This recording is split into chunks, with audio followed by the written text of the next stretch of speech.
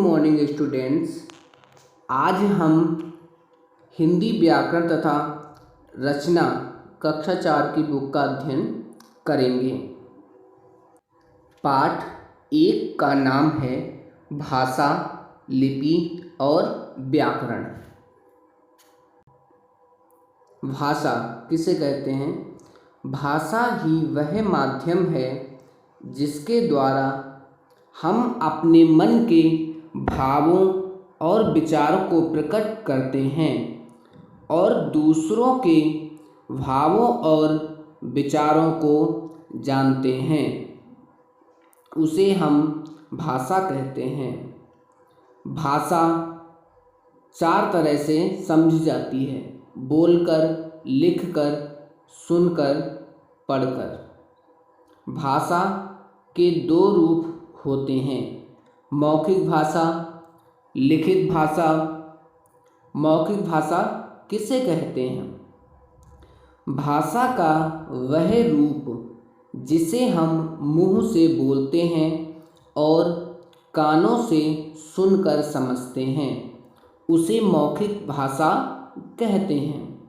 मौखिक भाषा जैसे ये चित्र में आप देख सकते हैं, बातचीत, भाषण देना, कहानी सुनाना, ये मौखिक भाषा के अंतर्गत आते हैं। विशेष मौखिक रूप में बोलना और सुनना आता है। लिखित भाषा किसे कहते हैं?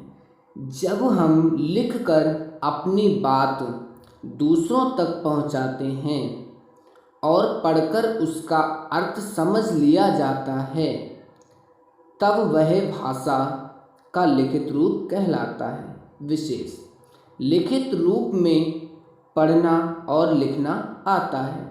मातृभाषा किसे कहते हैं?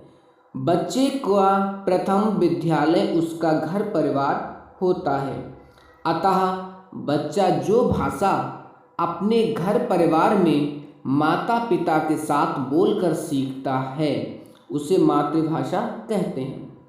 लिपि, आइए अब लिपि को समझें। हम देखते हैं कि पुस्तकों और पत्र पत्रिकाओं में भाषा का लिखित रूप ही प्रयोग किया जाता है। लिखित रूप द्वारा ही मनुष्य का सारा ज्ञान संचित किया जाता है।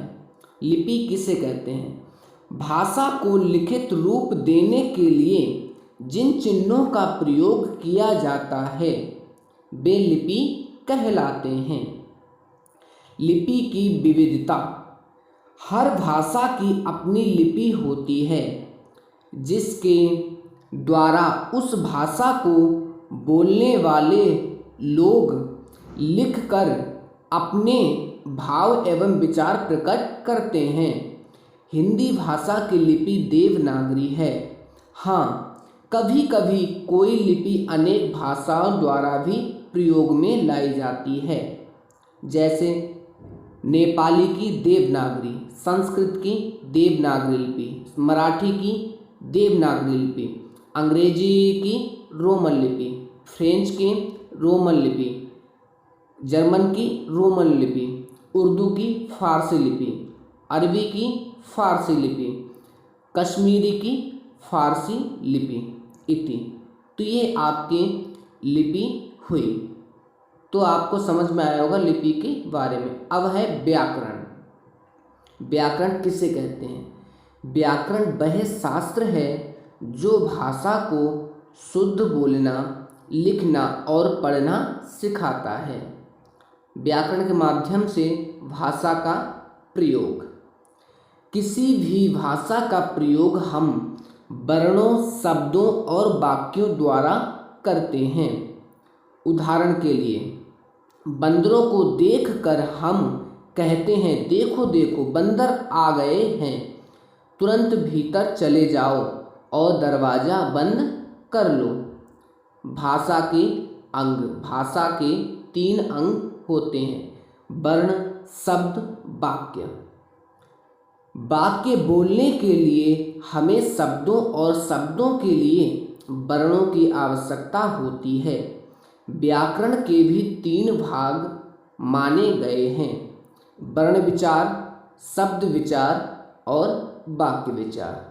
जैसे ये आप देख सकते हैं, जो भाषा है उसके भी 3 अंग हैं और व्याकरण है उसके भी 3 अंग हैं। भाषा के अंग वर्ण, शब्द और वाक्य। व्याकरण के अंग वर्ण विचार, शब्द विचार, वाक्य विचार। हमने इस पाठ से क्या सीखा? विचारों के आदान प्रदान का माध्यम भाषा है। इसके 2 भेद हैं, मौखिक और लिखित। भाषा को लिखित रूप देने के लिए लिपि का निर्माण हुआ। मौखिक विचारों या भावों को लिखकर प्रकट करने वाले चिन्ह लिपि कहलाते हैं। हर भाषा की अपनी लिपि होती है। व्याकरण भाषा को शुद्धता प्रदान करता है। तो ये आपका पाठ 1 पूर्ण हुआ। हिंदी। भारतीय संविधान ने 14 सितंबर 1949 में हिंदी को राजभाषा का दर्जा दिया। इसलिए यह हर साल हम 14 सितंबर को हिंदी दिवस के रूप में मनाते हैं। ये आपका पाठ पूर्ण हुआ। धन्यवाद।